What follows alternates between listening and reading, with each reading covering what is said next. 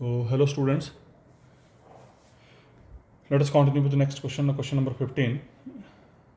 Question है a bead slides on a wire. Bead मतलब ये किस्म का मक्खी मच्छर समझ लो. A bead slides on a wire in the shape of cycloid described by the equation. मतलब एक bead है, वो एक साइक्लोइड है जिसकी इक्वेशन ये दे रखी है आपको. इस साइक्लोइड के ऊपर जो है वो मूव कर रहा है, चल रहा है इसके ऊपर. और इसकी इक्वेशन है x equal to a into theta minus sine theta, y equal to a into one plus cos theta. Standard equation है, इसको याद कर लो. Where theta lies between 0 to 2 pi. ये कुछ ऐसा होता है देखने में, ऐसी इसकी सर्कुलर शेप होती है. फाइंड द लैग्रैंजियन फंक्शन, मतलब एल निकालो, एंड इक्वेशन ऑफ मोशन, उसका इक्वेशन ऑफ मोशन निकालो, neglecting friction between Beed and wire. बोलता है बीड और वायर के बीच में जो भी फ्रिक्शन होगी उसको आपने नेग्लेक्ट करना. हालांकि ये आपके लिए होमवर्क है, पर मैं आपको थोड़ा थोड़ा आइडिया देके आगे चल पड़ूंगा. कैलकुलेशन वर्क आप खुद करेंगे. तो देखिए sir, let small m be mass of the bead, right. Let P having coordinate x comma y be the position of the bead at any time t. ये ले ली पोजीशन हमने, ठीक है. पी पॉइंट के ऊपर पार्टिकल जो move कर रहा है, तो clear cut this particle is situated at height y. तो पोटेंशियल एनर्जी क्या होगी? पोटेंशियल एनर्जी सीधी होगी एम जी वाई. अब क्या रह गया? काइनेटिक एनर्जी निकालना. Where generalized coordinate is theta, क्योंकि इसने इक्वेशन खुद ही दे रखी है आपको. आप अगर ध्यान दें तो x y are in terms of theta. X तथा वाई दोनों थीटा की टर्म में. किसकी टर्म में? थीटा की टर्म में. जिसकी टर्म में that is your generalized coordinate. तो in this equation we have only one generalized coordinate and that is equal to theta. So kinetic energy फिर वही हाफ एम वी स्क्वायर. और v square क्योंकि two dimensional motion है तो v square क्या होता है? X dot square plus Y dot square. X और वाई आपको ही दे रखे हैं. अब मैं हल्का हल्का आइडिया दे रहा हूँ, करेंगे आप खुद. एक्स डॉट, इसको with respect to t differentiate करना है, इसको with respect to t differentiate करना है, और डिफरेंशिएट करके होल स्क्वायर करना है, और होल स्क्वायर करके उसके बाद खोलना है इसको. तो ये आपको टास्क दे रहा हूँ, तुमने करना है, ठीक है. ये टी निकल गया, इसका टी निकल गया. ये कैलकुलेशन वर्क है टी का, यू कैन डू इजिली. और पोटेंशियल एनर्जी की होगी m g y, because particle is situated at point P which is at a height y. और वाई की वैल्यू कितनी है? A one plus cos theta. तो ये आपकी आ गया पोटेंशियल एनर्जी. तो पोटेंशियल एनर्जी भी आ गई, काइनेटिक एनर्जी भी आ गई. और अगर आप ध्यान दें तो potential energy and kinetic energy both are in terms of theta only, because we have generalized coordinate theta. तो एल क्या बन गया? T minus V. तो ये वैल्यू पुट कर दी, बस एल निकल गया. उसका we know Lagrange's equation of motion पता ही आपको. डी ऑफ कर लिया, लूट कर ली क्यू रो डॉट, माइनस कर लिया, लूट कर ली q rho equal to 0, common डाल के rho equal to 1 2 so on up to n. लेकिन हमारे पास यहाँ पर जनरलाइज्ड कोऑर्डिनेट कौन है? थीटा है सिर्फ. तो इक्वेशन क्या होगी? डी ऑफ कर लिया, लूट कर ली थीटा डॉट, माइनस कर लिया, लूट कर ली थीटा इक्वल टू 0. ये एल आपके पास पड़ा है. इसको with respect to theta dot differentiate करो, ये आ गया. इसको with respect to theta differentiate करो, ये आ गया. और उसके बाद इसको कैलकुलेट कर लो. अब जो कॉमन कुछ आपको लग रहा है कुछ कांस्टेंट कॉमन होकर बाहर हो रहे, तो यहाँ से I think m a common होकर खत्म. So we left with this equation. So this is the equation of motion for this bead. सो इसको और भी कैलकुलेशन करके आप कर सकते हैं. उसके बाद नेक्स्ट आर्टिकल है, this is again important, discuss equation of motion for Atwood machine. Atwood machine ध्यान रखना. एट वुड मशीन पहले होती क्या है देखिए जरा. It is a system. Atwood machine होती क्या है? It is a system consisting of two masses suspended over a frictionless pulley of radius small a. मतलब एक पुली ली और पुली के ऊपर से एक हमने धागा लिया और ऐसे क्रॉस कर दिया. It is a system consisting of two masses suspended over a frictionless pulley of radius small a and connected by a inextensible string. Inextensible मतलब जिसको एक्सटेंड ना कर सके, जिसमें जिसके एक्सटेंशन ना हो उसके, ठीक है. तो connected by an inextensible string of constant length l, जिसकी लंबाई एल है, ठीक है. Let origin coincides with the centre of the pulley. तो जो सेंटर है पुली का वो ओरिजिन मान लिया हमने. Consider x axis vertically downwards. X axis हमने ले ली नीचे की तरफ, ठीक है. Let x1 and x2 be distances as shown in figure. तो देखते हैं जरा डायग्राम देखते हैं पहले जरा. What is diagram? ये है इसकी बेसिकली डायग्राम. ये है पुली, ध्यान से देख लेना इसको, जरा एनालाइज कर लेना आपने. ये है पुली. हमने क्या किया? एक इनएक्सटेंसिबल स्ट्रिंग ली, ये वाली. इसके एक एंड पे मास बांध दिया m1, दूसरे एंड पे मास बांध दिया m2, और पुली के ऊपर इसको क्रॉस करके ऐसे लटका दिया, जैसे गले में मफलर बांधते हैं, लाइक दैट. एक्स एक्सिस ले लिया हमने वर्टिकल डाउनवर्ड्स, वाई एक्सिस ले लिया हमने हॉरिजॉन्टली, और ये ए इस पुली का है रेडियस स्मॉल ए। ठीक है जी, अब ध्यान से देखना ज़रा, because this is the centre point, तो इस यहाँ से लेके यहाँ तक का धागे की जो लेंथ है वो हमने मान ली x1, यहाँ से लेके यहाँ तक जो धागे की लेंथ है वो मान ली x2, तो बाकी कितनी बचेगी? आप सोच सकते हैं बाकी कितनी बचेगी? ये बाकी जो बचेगा वो क्या होगा? क्या ये इस सर्कल का हाफ होगा? इस सर्कल का हाफ होगा। और सर्कल का पैरामीटर क्या होता है? सर्कल का पैरामीटर क्या होता है? 2πr, r इज a, तो 2πa, तो हाफ सर्कल का पैरामीटर क्या होगा? a पाई। तो इसका मतलब यहाँ से लेके यहाँ तक की लंबाई कितनी हो जाएगी? a पाई। ये बात क्लियर होगी, क्योंकि पूरे सर्कल का पैरामीटर होता है 2πr, मतलब 2πa, और यहाँ से लेके यहाँ तक का ये हाफ सर्कल है, तो हाफ सर्कल का पैरामीटर कितना होगा? a पाई, मतलब यहाँ से लेके यहाँ तक की लेंथ जो होगी धागे की वो होगी a pi according to diagram. तो इसका मतलब टोटल लंबाई कितनी होगी? x1 plus a pi plus x2, और लंबाई दे कितनी रखी है हमें इसकी? l, तो x1 plus a pi plus x2 equal to l। और फिर यहाँ पर आप जनरलाइज कोऑर्डिनेट्स देखेंगे क्या है, देखिए जरा, अभी लिखा नहीं, let x1 and x2 be distances as shown in figure. देख लिया आपने डायग्राम में, here x1 plus x2 plus a pi is equal to l। ये भी क्लियर होगी बात है, x1 डिस्टेंस था, ये x2 था, a पाई एंड l। ये इसकी डायग्राम है। Let x2 be generalize coordinate. अब अगर आप इसको ध्यान से देखें, now we have only one equation and that equation is x1 plus x2 plus a pi equal to l। अब इस इक्वेशन को लिखने के दो तरीके हैं, either you write it as x1 equal to l minus a pi minus x2। a pi is fixed, l is fixed, तो बचा कौन? x1 और x2 बचे। इस कारण या तो आपको x1 को x2 की टर्म में लिखना पड़ेगा या x2 को x1 की टर्म में लिखना पड़ेगा, ये आपके ऊपर है। If I am writing x1 in terms of x2, मतलब x1 equal to a pi minus l minus x2, then x2 is generalized coordinate।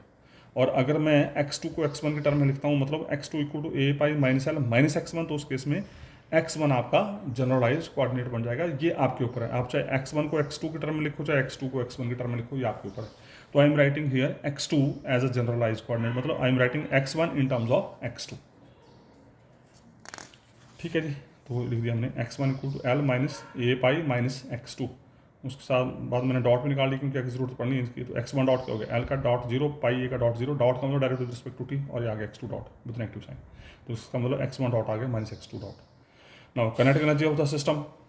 फिर सिस्टम कैसा है? System is maintained of two particles, तो काइनेटिक एनर्जी होती है half m v square. एक particle है जिसका मास m1 है, दूसरा पार्टिकल है जिसका मास m2 है, तो जिसका मास m1 है उसकी काइनेटिक एनर्जी होगी हाफ m1 v1 स्क्वायर, इसकी होगी हाफ m2 v2 स्क्वायर। क्योंकि मोशन प्लेन में है तो ये बन गया आपका half m1 v1 square plus half m2 v2 square. तो क्योंकि मोशन कैसे है आपका? Motion is like this. अब ये देखो पूरी तरह से x डायरेक्शन में मोशन है, ऐसे है, नीचे को है, फुली आपका motion only in one direction, only in one direction. तो उसका v1 स्क्वायर क्या हो जाएगा? x1 डॉट स्क्वायर, और v2 स्क्वायर क्या हो जाएगा? Only x2 dot square. ये बात क्लियर होगी, ये बड़ी इंपॉर्टेंट चीज़ है यहाँ पे। अभी तक आज तक क्या हो रहा था कि v1 स्क्वायर बन रहा था x1 dot square plus y1 dot square या x2 dot square plus y2 dot square, पर वो बन रहा था तब जब आपकी वेलोसिटी दो कंपोनेंट में रिजॉल्व हो रही थी। ठीक है, लेकिन यहाँ पर क्या है? यहाँ पर मोशन आपका सिर्फ और सिर्फ x डायरेक्शन में है, क्योंकि ये मूवमेंट इसकी ऐसे होगी, या इधर को जाएगी या इधर को आएगी, या इधर को जाएगी इधर को आएगी। तो this is only in one direction, so we have only one component, so v1 is equal to x1 dot and v2 equal to x2 dot. तो v1 स्क्वायर बन जाएगा x1 dot square, v2 square बन जाएगा x2 dot square. तो ये आ गया यहाँ पे x1 dot square x2 dot square. तो because we have x2 as a generalized coordinate, तो हमने इस x1 की वैल्यू पुट कर दी यहाँ से, माइनस x2 डॉट का होल स्क्वायर, तो प्लस हो गया x2 डॉट स्क्वायर, ये आ गया। तो यहाँ से half m1 plus m2 x2 dot square common बाहर। और पोटेंशियल एनर्जी, जो पहला पार्टिकल उसकी पोटेंशियल एनर्जी क्या होगी? Minus y minus. डायग्राम को अगर ध्यान से एनालाइज करें तो ये, because motion is below the origin, ये हमने इसको ओरिजिन माना था, इसका सेंटर पॉइंट ओरिजिन माना था, motion is below the origin, तो that's why minus sign is there. And what is the potential energy of this particle? Minus m1 g x1, और what is the potential energy of this? Minus m2 g x2। तो ये आ गया minus m1 g x1 plus minus m2 g x2। तो यहाँ पर क्योंकि x2 आपका जनरलाइज कोऑर्डिनेट है तो उसको हम छेड़ेंगे नहीं, और x1 को हमने पुट कर दिया यहाँ पे, because x1 is not generalize coordinate, x1 is function. तो अल्टीमेटली यहाँ से ब्रैकेट खोल के minus m1 g l minus pi a और यहाँ से ये वाली और ये वाली टर्म से g(x2) common m1 minus m2, v मिल गया, t मिल गया, l मिल जाएगा, तो ये l आ गया, बस l आ गया। उसके बाद अगला काम आपका, ठीक है जी, अगला काम आपका फिर उसका Lagrange equation of motion d of कर लिया, लोड कर ली क्यू रो डॉट माइनस कर लिया, लोड कर ली q rho equal to 0, comma डाल के rho equal to 1 2 so on up to n। अब यहाँ पर कितने जनरलाइज कोऑर्डिनेट हैं? सिर्फ और सिर्फ एक, कौन? x2। तो क्या हो जाएगा, डी ऑफ कर लिया, लोड कर लिया x2 डॉट माइनस कर लिया, लोड कर लिया x2 इक्वल टू 0। इसका इस सेल को पहले with respect to x2 dot differentiate करो, यहाँ रखो, फिर with respect to x2 differentiate करो, यहाँ रखो, और उसके बाद इसको सॉल्व कर दो। और ये आ गया, ये क्वेश्चन आ गई, ये आ गया with respect to x2 dot differentiate करके ये आया, with respect to x2 differentiate करके ये आया। उसके बाद डी है तो उसको डिफरेंशिएट कर दिया, x2 डबल डॉट हो गया, और x2 डबल डॉट इसको उठा के सेल लेके आ गया।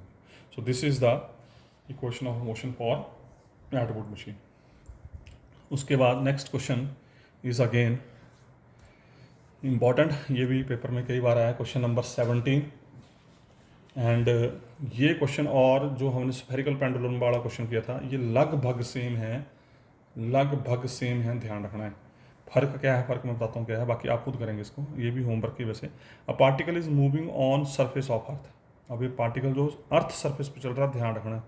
और अर्थ सरफेस क्या था, कैसा होता है? स्फेरिकल, पता है आपको? Surface of earth is in nature spherical, और स्फेरिकल का मतलब, ठीक है जी, कोई दिक्कत वाली बात नहीं, स्फेरिकल की बात मैं कर चुका हूँ। Derive Lagrange's and hence equation of motion. तो बोला इसका लैग्रेंजियन निकालो, मतलब एल की वैल्यू निकालो, उसके बाद इक्वेशन ऑफ मोशन निकालो। अब फर्क क्या है यहाँ पे? फर्क यहाँ पर सिर्फ ये होगा, क्योंकि अब पार्टिकल जो है अर्थ सरफेस के ऊपर चल रहा है, ध्यान रखना है। Since particle is moving on surface of earth, so at any time t its position is given by r theta phi, where r is constant. r is constant, तो क्यों कॉन्स्टेंट? क्योंकि r is radius of the earth. तो बाकी काम फिर वही चल पड़ेगा। थीटा और फाई जनरलाइज कोऑर्डिनेट्स आ गए। स्फेरिकल, क्योंकि अर्थ स्फेरिकल शेप है, तो x equal to r sine theta cos phi, y equal to r sine theta sine phi, z equal to r cos theta. अब मुझे बताने की जरूरत नहीं होनी चाहिए इसकी। और उसके बाद फिर यहाँ से x dot y dot z dot निकाल के आप वी स्क्वायर निकालेंगे, x dot y dot z dot अलग अलग निकालेंगे। अगर आपने नहीं निकालने अलग अलग तो कोई दिक्कत नहीं है, फिर x dot square y dot square z dot square निकालिए। ये इतनी कैलकुलेशन खाम खा के फालतू की है, तो इसलिए आप सीधे ही x dot square plus Y dot square plus z dot square, ये अब आपका टास्क है। इसको सॉल्व करके आएगा वही half m r square theta dot square plus sorry उसकी v की वेलोसिटी, यहाँ से t होता है, t काइनेटिक एनर्जी होती है हाफ एम वी स्क्वायर, ठीक है। तो हाफ एम और वी स्क्वायर की वैल्यू आएगी आर थीटा, तो वी स्क्वायर की value r square theta dot square plus sine square theta phi dot square. तो ये रख दी यहाँ पे हमने। इस केस में पोटेंशियल एनर्जी होगी, जो होगी वो पोटेंशियल एनर्जी होगी थीटा और फाई का फंक्शन, ये ध्यान रखना खास। पेंडुलम के केस में क्या था, वो बॉब जो था that is situated at height z, तो पोटेंशियल एनर्जी वहाँ आ गई थी mgz। पर यहाँ पर ये अर्थ सरफेस के ऊपर पार्टिकल चल रहा है, तो अर्थ सरफेस के ऊपर अब किस हाइट के ऊपर है किस पे नहीं है, हमारे पास इसकी क्या बोलते हैं, क्योंकि उसकी बात नहीं कर पाएंगे। तो अर्थ सरफेस के ऊपर जो पोटेंशियल एनर्जी होगी पार्टिकल की, that is equal to v capital V, से that is equal to capital V होगी, कुछ मुझे नहीं पता क्या होगी, तो that is capital V because r is constant, so this is function of theta and phi. बस ये इंपॉर्टेंट चीज़ है यहाँ पे। तो पोटेंशियल एनर्जी वी होगी, तो L equal to T minus V, ठीक है। अब जनरलाइज कोऑर्डिनेट्स क्या है, थीटा एंड फाई, तो theta and phi generalize coordinates की वजह से हमारे पास दो इक्वेशन बन गई। तो एक बार आप एल को with respect to theta dot theta differentiate करेंगे, ये आ गया। यहाँ वी का डिफरेंशिएशन विद रिस्पेक्ट टू करली वी और करली थीटा ही लिखेंगे आप, क्योंकि वी हमें नहीं पता क्या चीज़ है। और उसके बाद फिर with respect to phi dot and phi differentiate करेंगे, तो वी का direct with respect to phi आ जाएगा। उसके बाद सॉल्व कर दो एंड गेट द रिजल्ट। उसके बाद नेक्स्ट क्वेश्चन है आपका, next question number 18। This is again important question. A particle is projected with initial velocity small you. एक पार्टिकल को लिया हमने, ऐसे हाथ में पकड़ा और ऊपर की तरफ फेंका, ठीक है जी। ये प्रोजेक्टाइल का क्वेश्चन है। ये मैंने शुरू में बातें की थी आपकी, प्रोजेक्टाइल है, सिंपल हार्मोनिक मोशन है, कैपलर्स लॉ है एंड सो ऑन। सारी की सारी प्रॉब्लम्स ये एक ही मेथड से सॉल्व होती हैं। A particle is projected with initial velocity small you. एक पार्टिकल को हमने हाथ में लिया और यू वेलोसिटी से ऊपर की तरफ फेंका, यू वेलोसिटी से ऊपर की तरफ फेंका, ध्यान रखना। इसका मतलब फेंकने से पहले पार्टिकल क्या था, रेस्ट पोजीशन में था। और जब रेस्ट पोजीशन में, तो मैंने कुछ बातें की थी आपसे, time period is always zero, displacement is always zero, but velocity is there. तो वेलोसिटी इज देयर, तो वेलोसिटी क्या होगी, ये u. And angle of projection is alpha, और जिस एंगल के ऊपर आपने फेंका that is alpha. Neglecting air resistance derive Lagrange's and also find equation of motion with appropriate initial condition. This is important है, ये जो बात कर रहे हैं अप्रोप्रिएट इनिशियल कंडीशंस, ये अप्रोप्रिएट इनिशियल कंडीशन की बात बड़ी इंपॉर्टेंट है यहाँ पे। अगर सीधा लिखा होता फाइंड इक्वेशन ऑफ मोशन तो हमने बस लैग्रैंजेस एल निकालना था और लैग्रैंजेस इक्वेशन ऑफ मोशन लिख के उसको सॉल्व करना था, स्टॉप कर देना था। पर ये जो साथ में लिखा है with appropriate initial condition, this is very important है। ओके, देखते हैं जरा। Let capital P having coordinate x comma y be position of the particle at any time t. ले ली पोजीशन, ऐसे पार्टिकल को हमने फेंका, ये इसकी डायग्राम है। यहाँ से हमने इस ओ पोजीशन से पार्टिकल को ऊपर की तरफ फेंका, किस यू वेलोसिटी से, और फेंकने के बाद ये कुछ ऐसे आएगा। तो मान लीजिए ये जो जिस वेलोसिटी से फेंका है that velocity maintained at an angle alpha. If u is maintained at an angle alpha तो automatically this u force is क्या होगी, resolved into two components. One is long x axis, और एक्स एक्सिस में इसका component क्या बन जाएगा, you cos alpha, जिसको आप बोलते हैं डी एक्स बटा डी टी। और वाई एक्सिस में इसका कंपोनेंट क्या हो जाएगा, यू साइन अल्फा, जिसको हम बोलते हैं डी वाई बटा डी टी। याद होना चाहिए आपको अभी। तो let x comma y be generalized coordinates, automatically x और वाई जनरलाइज्ड कोऑर्डिनेट्स होंगे, और तो कुछ नजर आ नहीं रहा है यहाँ पे। तो kinetic energy half M we square, कोई दिक्कत नहीं। V square means X dot square plus Y dot square, plane में है आपका मोशन। और potential energy of particle is mass मतलब एम जी इंटू हाइट, और हाइट क्या है आपकी वाई, ये आ गया Y. Potential energy kinetic energy दोनों निकल गए, एल आ गया टी माइनस बी, ये आ गया हमारे पास। We know Lagrange's equation of motion because we have two generalized coordinates, तो उसके अनुसार हमारे पास दो जनरलाइज्ड कोऑर्डिनेट के अनुसार rho equal to 1 2 so on up to n, ये आपने हर क्वेश्चन में लिखना, ध्यान रखना। तो एक वेरिएबल एक्स है तो आ गया, कर लिया लोड, कर दिया एक्स डॉट, कर लिया लोड, कर दिया वाई डॉट एंड वाई। इस सेल को with respect to X dot तथा एक्स डिफरेंशिएट किया तो ये आ गया। इसी इक्वेशन को with respect to Y dot and Y differentiate किया, ये आ गया। अगर तो उसने अप्रोप्रिएट कंडीशन नहीं बोली होती तो हमने क्वेश्चन यहीं स्टॉप कर देना था, पर अब उसने बोली है उसकी अप्रोप्रिएट कंडीशन। तो अप्रोप्रिएट कंडीशन कैसे चलेंगी आपकी, देखिए जरा, आप फर्दर मूव करो जरा आगे। टू टू कैंसिल हो गया, एम एक्स डॉट ये बन गया M X double dot equal to zero इससे, और यहाँ से two two cancel, M Y double dot plus M G equal to zero, यहाँ से हो जाएगा एम कॉन्स्टेंट बाहर, X double dot equal zero, यहाँ से Y double dot plus G is equal to zero. ये आ गई इक्वेशन ऑफ मोशन। इसको दे दिया नंबर 1, इसको दे दिया नंबर 2, ठीक है। नंबर 1 इसको हमने इंटीग्रेट किया, एक्स डबल डॉट को एक बार इंटीग्रेट किया तो डी एक्स बटा डी टी, इधर आ गया कॉन्स्टेंट ऑफ इंटीग्रेशन C1, फिर इंटीग्रेट किया तो एक्स आ गया C1t प्लस C2, और नंबर 2 से इसको इंटीग्रेट किया तो बन जाएगा डी वाई बटा D T equal to G की integration minus G T plus constant of integration C3, फिर इंटीग्रेट किया y equal to minus G T square by 2 C3t plus C4, 5 and 6। अब ये आई हमारी इनिशियल कंडीशंस। अब हमारा main target क्या है, C1 C2 C3 C4 इन कॉन्स्टेंट्स की वैल्यू निकालनी है, और निकालने के बाद इनको यहाँ रखना है, ठीक है। कांस्टेंट की वैल्यू निकालनी है और यहाँ रखना। अब ये हैं कांस्टेंट्स जिनकी हमने वैल्यूज निकालनी है बाय यूजिंग अप्रोप्रिएट कंडीशंस। अब क्लियर कट रिलेशन देखना है आप किस किस किस टर्म में। ये रिलेशन है एक्स और टी की टर्म में, ये रिलेशन है वेलोसिटी और टी की टर्म में, ये रिलेशन है वाई और टी की टर्म में। Ultimately we have the relations in terms of velocity and time, displacement and time, ठीक है। तो अब देखो जरा, एट टी इक्वल जीरो, अब इनिशियल स्टेज जब आपने पार्टिकल फेंका था उससे पहले क्या था, वो रेस्ट पोजीशन में था, तो इनिशियल स्टेज के ऊपर क्या होगा, T is zero always, displacement is zero always, X भी जीरो वाई भी zero, but velocity is there, और वेलोसिटी क्या थी यू, तो डी एक्स बटे डी टी क्या था U cos alpha, D Y बटे डी टी क्या था यू साइन अल्फा। मतलब एक्स डायरेक्शन में वेलोसिटी का कंपोनेंट था डी एक्स बटे डी टी जो कि यू कॉस अल्फा था, वाई डायरेक्शन में जो वेलोसिटी का कंपोनेंट था वो डी वाई बटे डी टी था जो कि यू साइन अल्फा था। अब इन तीनों 1 2 3 4 5 इन पांचों कंडीशंस को यहाँ यूज़ करो, और यूज़ करके C1 C2 C3 C4 की वैल्यू निकालो, निकाल के पुट करो एंड गेट द रिजल्ट। तो पहले इसको ले लेते हैं फ्रॉम 3 एंड 5। तो नंबर 3 में C1 तो सीधा निकला हुआ है, नंबर 3 में तो C1 सीधा निकला, C1 क्या डी एक्स बटे डी टी, और डी एक्स बटे डी टी कितना यू कॉस अल्फा, ठीक है जी। और नंबर 5 में टी की वैल्यू 0, C3 आ गया डी वाई बटे डी टी, और ये आ गया यू साइन अल्फा, इसका C3 आ गया यू साइन अल्फा, C1 आ गया यू कॉस अल्फा, दो वैल्यू तो निकल गई। C1 और C3 को उठाओ यहाँ रख दो, यहाँ C1 रख दो, यहाँ C3 रख दो, उसके बाद ये which gives the velocity component.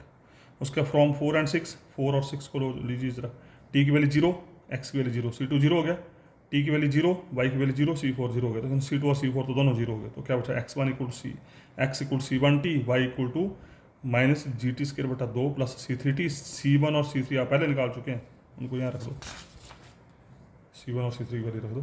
So this is the answer. तो ये है equation of motion after appropriate conditions. ठीक है जी। उसके बाद नेक्स्ट क्वेश्चन है question number 19। This is again important question, बड़ा अच्छा क्वेश्चन है ये। देखिए ज़रा पूछने का तरीका इसका बिल्कुल डिफरेंट है। क्या तरीका है? Consider a dynamical system with capital T equal to this and capital V equal to this. अब इस क्वेश्चन की खासियत देखो जरा, ये आपको काम उसने खुद ही दे दिया करके। बोले एक डायनामिकल सिस्टम है, उसका जो भी सिस्टम पार्टिकल मूव कर रहा है उसकी काइनेटिक एनर्जी है half Q1 dot square plus Q2 dot square, और पोटेंशियल एनर्जी है f of Q1 minus Q2, small f of Q1 minus Q2। Where f is given function, f कोई function है आपका, by choosing suitable new coordinates. अब ये क्या बोल रहा है, ये आपको दे रखा है। अब बोल रहा है कि θ1 तथा θ2 दो नए कोऑर्डिनेट चूज करते हुए reduce the problem of determining the motion, मतलब इस प्रॉब्लम को आपने रिड्यूस करना है जो मोशन को डिस्कस कर रहा है, to the evaluation of an integral involving the function F. ठीक है, θ1 और θ2 को चूज करते हुए आपने इस प्रॉब्लम को रिड्यूस करना है जो कि एफ को यूज कर रहा है as a integral. Determine Q1 and Q2, फिर उसके बाद बोल रहा है आगे, फिर बोल रहा है इन Q1 Q2 की वैल्यू निकालनी है as a function of t, मतलब Q1 और Q2 को निकालना है इन टर्म्स ऑफ t अगर f ऑफ x जो है वो x स्क्वायर के बराबर है। अगर f ऑफ x को हम x स्क्वायर लें तो बोल रहा है Q1 और Q2 की वैल्यू निकालो इन टर्म्स ऑफ t। तो देखते हैं बारी बारी से। चलिए, late θ1 equal to Q1 minus Q2 ले लिया मैंने। अब ये थोड़ा सा आपको याद करना पड़ेगा, Q1 माइनस Q2 मैंने θ1 ले लिया और Q1 प्लस Q2 मैंने θ2 दे दिया, क्योंकि हमारा मेन टारगेट है Q1 और Q2 निकालना इन टर्म्स ऑफ t। तो अगर आप ध्यान दें तो दोनों को ऐड कर दो, Q1 मिल जाएगा, दोनों को सब्ट्रैक्ट कर दो तो Q2 मिल जाएगा। तो अब टारगेट क्या है, θ1 और θ2 निकालना हमारा, बस θ1 निकालो θ2 निकालो रखो और हो गया हमारा काम।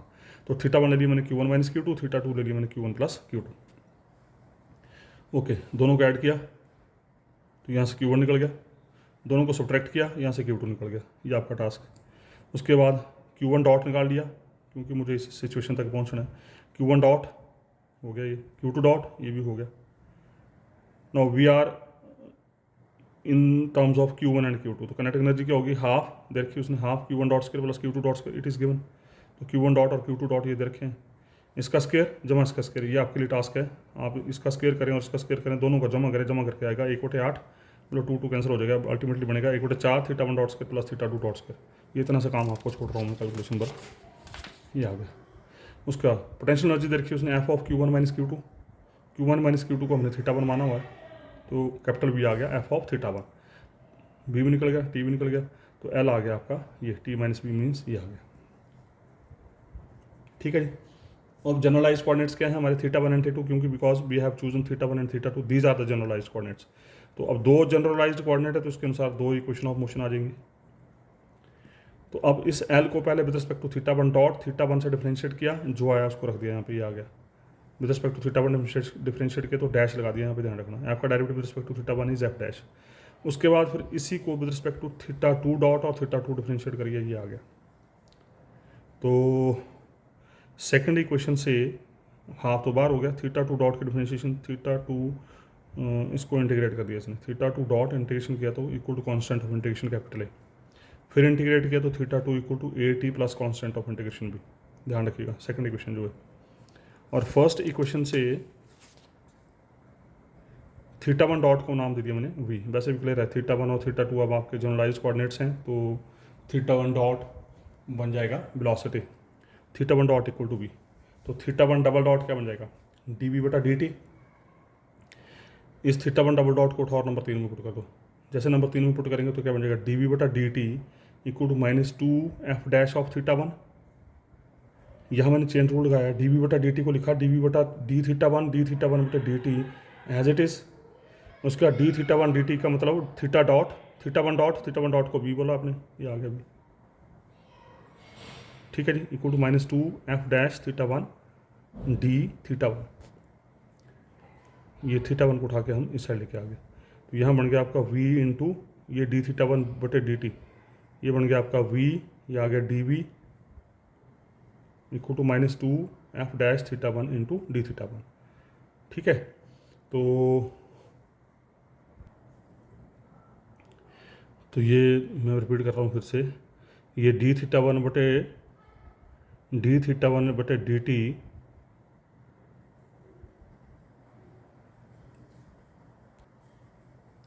यहाँ से d1 बटे dt इसको उधर लिख दिया मैंने, dv ये आ गया और d1 को क्रॉस कर दिया यहाँ पे, और ये d1 बटे dt v बन गया, v dv equal to this, उसका इंटीग्रेट, जैसे इंटीग्रेट किया तो ये बन गया v² बटा 2 -2f' की integration f(θ1) plus constant of integration of c आ गया।